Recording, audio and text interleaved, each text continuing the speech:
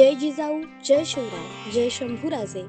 गडकिल्ले संवर्धन प्रतिष्ठान महाराष्ट्र राज्य सादर करत आहोत शिवसाम्राज्याचे दिनविशेष. 10 मे इसवी सन 1634 थोरले महाराज साहेब शहाजीराजे भोसले यांचं वार्षिक उत्पन्न. विजापुराच्या आदिलशहाच्या अधिकृत पत्रात थोरले महाराज साहेब शहाजीराजे भोसले यांचे वार्षिक उत्पन्न 20,75,000 रुपये असल्याची माहिती दिली आहे. या आकड्यांवरून शहाजीराजे यांच्या पराक्रमाची आणि कर्तृत्वाची उंची काय असू शकते याची स्पष्ट कल्पना येते. शहाजीराजे भोसले यांचा पराक्रम, सैन्य संचालनातील कौशल्य त्यांच्या काळात प्रतिष्ठित होते आणि त्यांचं उत्पन्न हे त्या शक्तीचा आणि प्रभावाचा प्रतीक होते. 10 मे इसवी सन 1635 दक्षिणेच्या सुभ्यावर औरंगजेबाची नेमणूक. शहाजहान दक्षिणेतील यशस्वी मोहीम पूर्ण करून इसवी सन 1635 मध्ये पावसाळ्यात उत्तरेकडे परतला. त्यावेळी त्याने दक्षिणेच्या सुभाच्या नेमणुकीसाठी औरंगजेबाला ताब्यात दिले. या सुभ्याचा विस्तार बादशहाने दिला होता. या सुभ्याच्या अखत्यारीत 64 किल्ले होते. त्यात 57 गड आणि बाकीचे कोट समाविष्ट होते. अहमदनगर आणि इतर प्रांत तसेच दौलताबाद हे सर्व दख्खन सुभ्याचे भाग होते. या सुभ्याची राजधानी पूर्वी अहमदनगर होती आणि नंतर नांदेड आणि कंधार येथे ती स्थायिक केली गेली.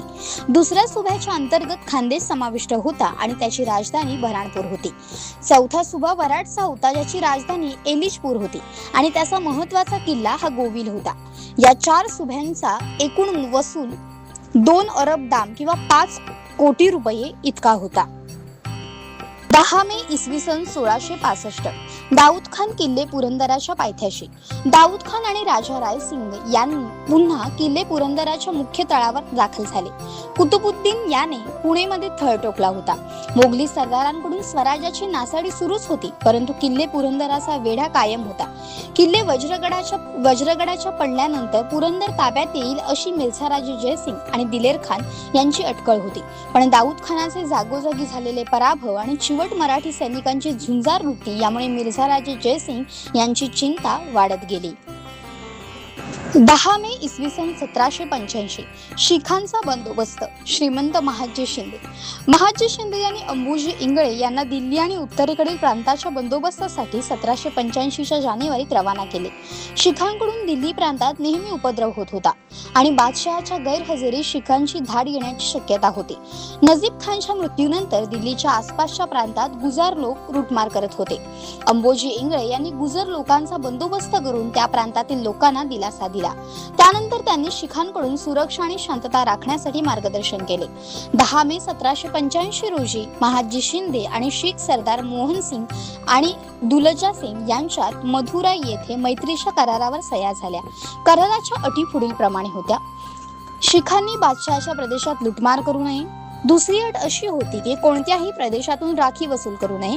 तिसरी अट अशी होती की शिखांनी जयपूरच्या ठराविक ठिकाणी चहागीर करावी आणि महादजीच्या चाकरीत 5,000 सैनिकांसह काम करावे.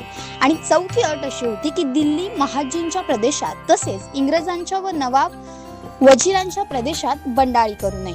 हा करार महादजी शिंदे यांच्या बुद्धी कौशल्य आणि शत्रूवर प्रेमाचे उत्तम उदाहरण आहे. 10 मे इसवी सन 1818 रायगडावरचा शेवटचा रणसंग्राम. 1 मे 1818 रोजी इंग्रजांनी रायगडावर हल्ला चढवला, ज्याचे नेतृत्व कॅप्टन प्रॉथर करत होता.